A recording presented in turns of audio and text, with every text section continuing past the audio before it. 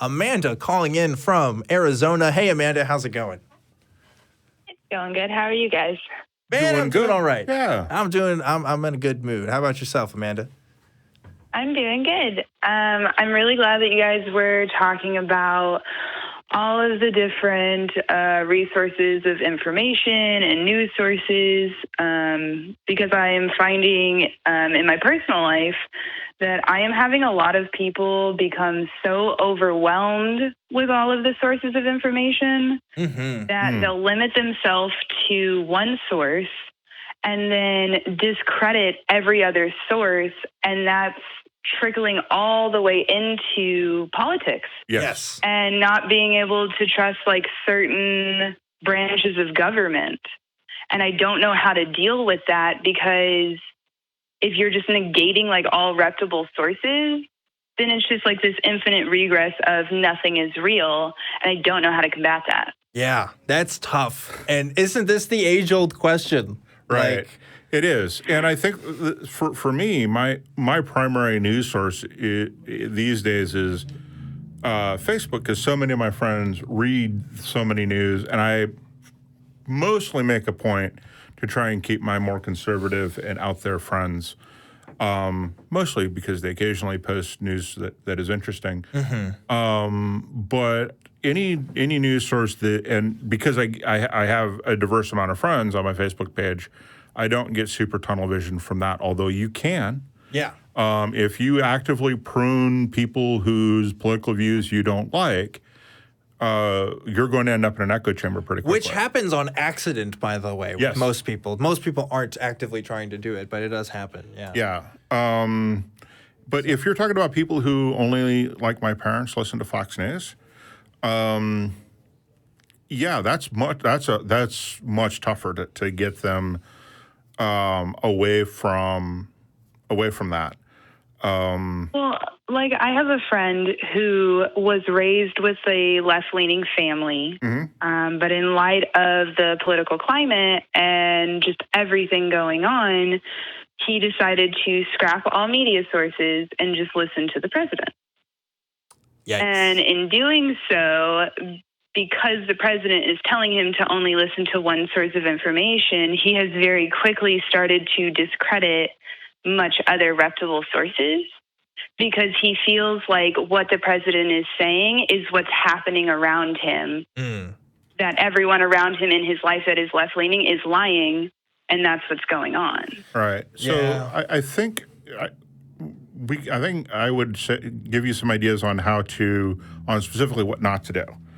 And that might give you some strategies on what to do by avoiding these things. So one of the big problems you're going to run into, if you directly counter everything he says, you're actually not countering what he says in his own head. You're causing him to dig deeper and to believe harder. Yep. It is a cognitive bias. It is something you're going to have to deal with. It's called the Backfire Effect. Yes. Don't counter what he says. And mostly just ask questions. I think we mentioned Anthony Magnabosco in street epistemology earlier, and I think that works on, it's street epistemology, not street Christianity debunking. It's how do you know what you know? So it's mostly asking questions, never contradicting or offering contrasting facts, or pointing out lies or inaccuracies or those types of things directly. Because all of that stuff starts to get into all these really nasty cognitive biases that will actually reinforce his beliefs, not undermine them. Yes. I have to echo what Jim is saying, because it's exactly what I was going to say, right? It's the backfire effect is the most real thing that people do not take into account. And it's the most frustrating thing to see, because, again, if you go in guns blazing, people just in general just don't respond to that. Jim and I might respond to that a bit differently because we study cognitive biases and we study philosophy and the logic and stuff so much that like we literally take in information differently than other people because we're educated in a certain sense that other people don't have the tools to have. And that's a privilege that a lot of people don't have. Well, it's a skill. It's a skill, It's yeah. also one that we occasionally screw it up on. Yeah, absolutely. I have friends who go, that's not quite true. And it's an article I will have read, not just and I'll go, oh, yeah, you're right. I missed that. That's not to say we're the fucking smartest people in the room because Lord knows I talk to people who are smarter than me every day. Right. But the fact that I'm able to disseminate information in a way that other people can't, that's going to be tough for somebody who doesn't have those tools and skills. So that's why we're recommending, hey, don't start with countering. Start with asking questions. I'm going to tell a story real quick. This week, I recently started a new job, and I have somebody who I was working with. We're kind of getting to know each other a little bit more, and I eventually kind of, tell him a little secret. Yeah, I kind of do this show where I talk to people about what they believe and stuff. And he got very, very curious. He was very interested. He's like, oh, well, what do you think about this, and that? He's asking me about like, do you think the moon landing was real? Do you think, because he turns out he reads a lot of these conspiracies and stuff, but he's really just taking in on what he hears from people. And I realized after talking to him, a lot of this is surface level stuff, stuff that hear from other people, but it's not what's looking into it's not how we would approach it. He's not necessarily looking into primary sources on a lot of this stuff. He's looking to stuff that he's hearing from YouTube or hearing from reading stuff. And to his credit, he's not fully invested in a lot of these beliefs. He just thinks that a lot of the stuff is kind of fascinating and he wants to hear about it. But it reminded me of oh yeah, I take in information differently than other people. And it sounds like you have identified the core source of information where somebody is getting this from, and that's a really, really good thing because you can ask very specific questions about that source of information and how we can know that it's reliable. If I had to choose one, because news doesn't really come from one source either. We were talking about New York Times and stuff. If you actually look at the links and stuff, they're getting their news from other places too. So everything is coming from everywhere else. But that's going to be the same thing. That's what I was saying. It's really important to see how quickly you can get to the original source. Yeah. So if they're saying something along the lines of the president said X and Y, can I get to where the president said that in one link? If I can, it's probably a pretty good source. If I can't, then I'm going to dig until I get to that original thing. And I'm not going to assume that what anybody says about that. But I think one of the things that the way you and I look at stuff from the skeptical point of view is we're always asking the question, how do they know that? What makes that true? And what is the result of that being true? Yeah. And not everybody does. But when you're talking to your friend and they're really, really dug in, asking questions like, okay, so the president said that the coronavirus is under control in the United States, or something along those lines, he said. And I'm paraphrasing off the top of my head to pick on the topic. And you can ask a question like, well, why is the CDC saying something different? And then what makes the president's gut feeling about the mortality rate of the coronavirus being lower than 1%? How does that stack up against scientists who study it? And those are the kinds of questions you can try. And to be honest, sometimes no matter how hard you really want to do it and all that, it doesn't really work very well if somebody is completely invested. But countering with facts, just asking questions, throwing things into, asking about how that could be falsified or what would it mean if the opposite was true. Watch a lot of what Anthony Magnabosco does. So and this, the way you should approach this conversation, and I want to hear what you think about all this, Amanda, because I know we've been talking, but the way you should approach this conversation is your end goal should not be, I need to convince this person to think the same way I think. Your goal should be, how can I convince this person, or are there other ways that we can look at this situation that may be different from the view that we currently have? If you're trying to move a plant from one place to another, and you pull that plant straight from the ground, right, you're going to damage that plant, and it's not going to effectively grow in its new environment. Right. But if you loosen the gravel just a little bit, and you start to introduce that new environment, putting in new dirt, putting in new soil, and new things for it to grow, then that plant can flourish. And people are the same way. We don't just go from one thing to another that easy. I wish we did. We kind of follow our instincts a lot of times. But little by little, you can change people's minds for the better, or at least give them the tools to think about things in a different way, in a different perspective. Because truth is, we are really, really limited in how we can convince people that ideas are good on an individual, one-on-one level. Not as good as we think we are with this kind of stuff. So, what do you think about all this, Amanda? Has any of this been helpful? Yeah, absolutely. I do try to approach the situations with compassion, and I'm really just trying to reach like a place of tolerance with him, because I just see it going to just like a lack of humanity in certain beliefs. Mm-hmm. But I did want to ask regarding the backfire. Mm-hmm. Mm-hmm.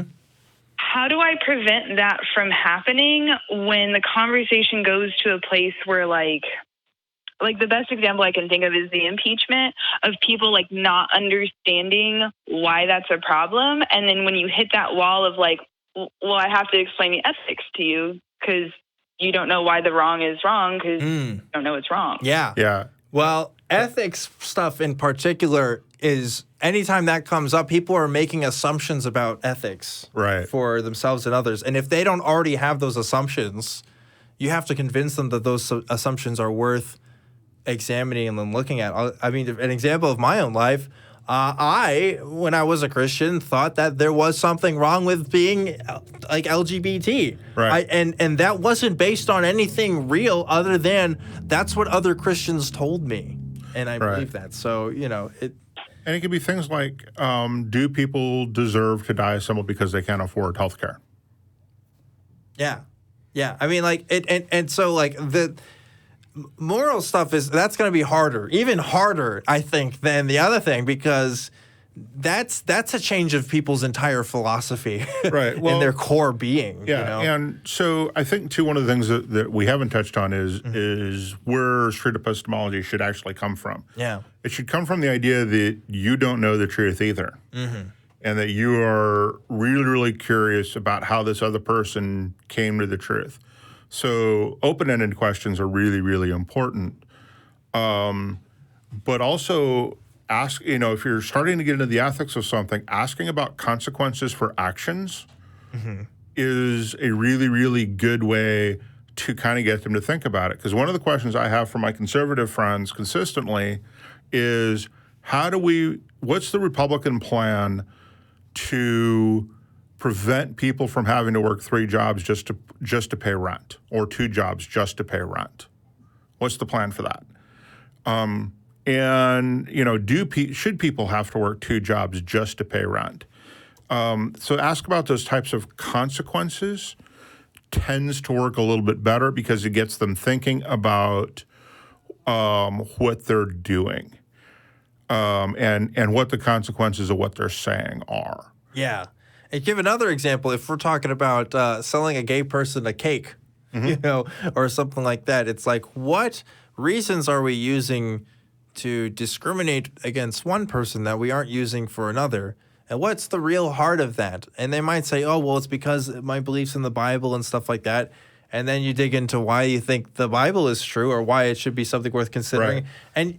And these rabbit holes, they are rabbit holes because they go deep. But if you go far down one of them and just kind of concentrate on that, you might get something. Well, like with the baking a cake for a gay couple. Yeah. The idea that you can just go to another bakery is fine if there's another bakery in town. But what if they're the only bakery in town? Or the other bakers are already full and this is the only one that has a slot open. So you can get into some questions like that. Well, too. I think you could go a different way and just say, like, what what classification of human is worthy of being baked a cake and worthy of not? Right. And why do you draw that line? Yeah. Where is that line be drawn? Because like that's, I don't know. I could talk about that all day. But hopefully you see what we're saying here, Amanda. Basically, my main point with this is don't go in with your own assumptions, be it cultural, ethical, whatever, even if it hurts you to your core Right. to know. Because I know we experience that all the time when we talk to people about it, and certainly people do it every day.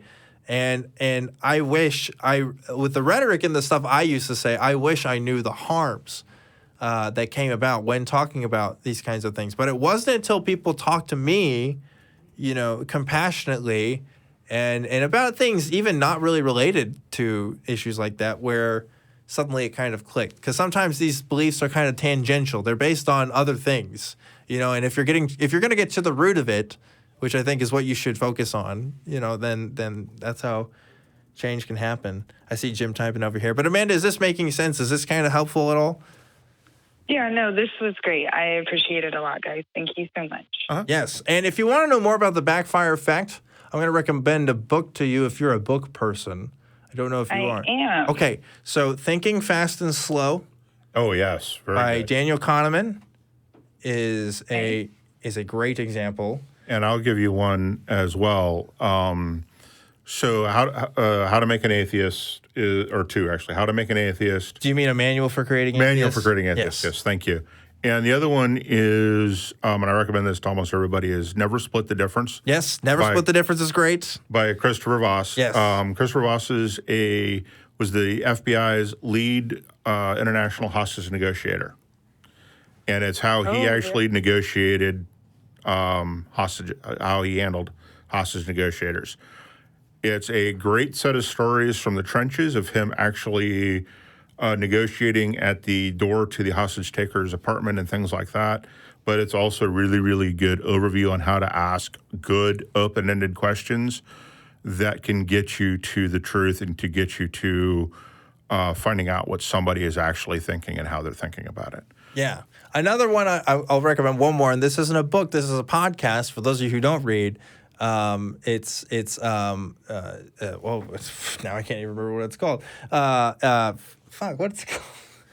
Damn it, this happens sometimes at the end of the night, and I always forget what I'm talking about. You Are Not So Smart. That's the name of the show. I had it in my head. I was thinking, so the thumbnail of it is a guy with twirling his mustache, and I was just thinking of the picture, and I wasn't thinking of the words. Right. But You Are Not So Smart. They have a couple different episodes on specifically the Backfire Effect and stuff, which is really interesting. And that was one of my first exposures to it. Right. Was through that podcast, and I recommend that. So.